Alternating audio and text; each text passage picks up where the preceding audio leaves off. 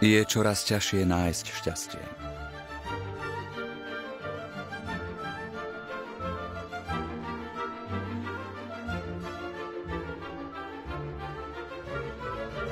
Venujeme všetok svoj čas tomu, aby sme ho našli.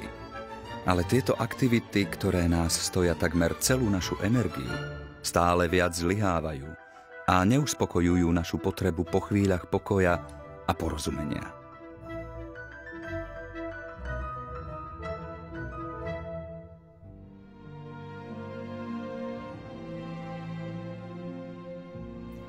Keď sa dostaneme do kontaktu s prírodou, cítime pokoj a osvieženie. Zdá sa, že celá príroda okolo nás predvádza, aké sú jej prvky v harmónii čo do vzhľadu, formy a funkcie. Ako ľudia napodobňujeme tieto vzory a usilujeme sa tvoriť. Naše vzory sú pôsobivé, ale faktom zostáva, že tým najúžasnejším stvorením, ktoré môžeme pozorovať, je stále ľudská bytosť.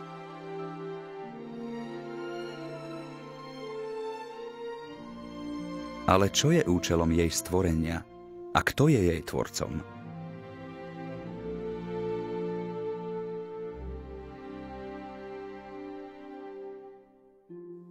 Na chvíľku sa nad tým zamyslíme. Čo ak bola naša vlastná existencia od narodenia po smrť tiež plánovaná za zvláštnym účelom? Za účelom, ktorý sa môžeme rozhodnúť naplniť, alebo za účelom, ktorý môžeme ignorovať?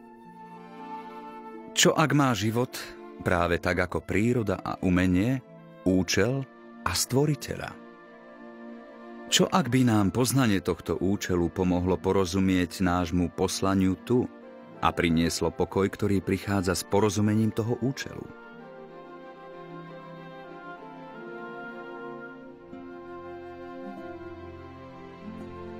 Uvažovali ste niekedy, keď ste boli na pohrebe milovanej osoby či blízkeho priateľa, o zmysle tohto života? Zažili ste niekedy niečo, čo sa nedá vysvetliť?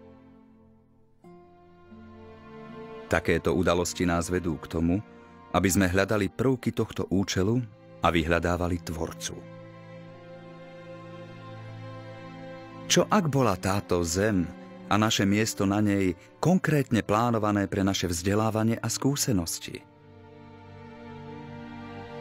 Zdá sa, že takmer všetky ľudské bytosti majú základné porozumenie toho, čo je dobré a čo je zlé. Priťahuje nás dobro. To je svedomie. Toto svetlo je darom od Tvorcu, ktorým je Boh, náš nebeský Otec.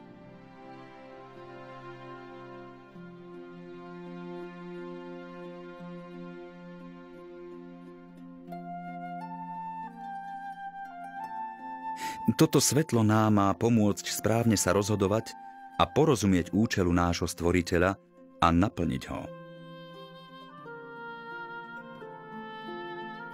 Sme si blízki s tými, ktorí sú nám najmilší a chceme, aby tieto vzťahy trvali večne. Sme deťmi nášho Otca na nebesiach. On nás miluje a pripravil pre nás spôsob, aby sme našli toto večné spojenie. Veríme, že Boh svojim deťom oznámil svoj plán, svoju vôľu a že tak činí i naďalej. Tieto učenia nám pomáhajú nájsť silu čeliť výzvam rodičovstva a nachádzať lásku a pokoj vo svojich rodinách. Život na tejto planéte má význam. A toto nám bolo zjavené naším Otcom na nebesiach. Radi by sme sa podelili o naše porozumenie tohto účelu. A čo je ešte dôležitejšie, môžeme vám pomôcť naučiť sa, ako komunikovať v modlitbe priamo s Tvorcom, naším Otcom na nebesiach. On sa s vami chce rozprávať.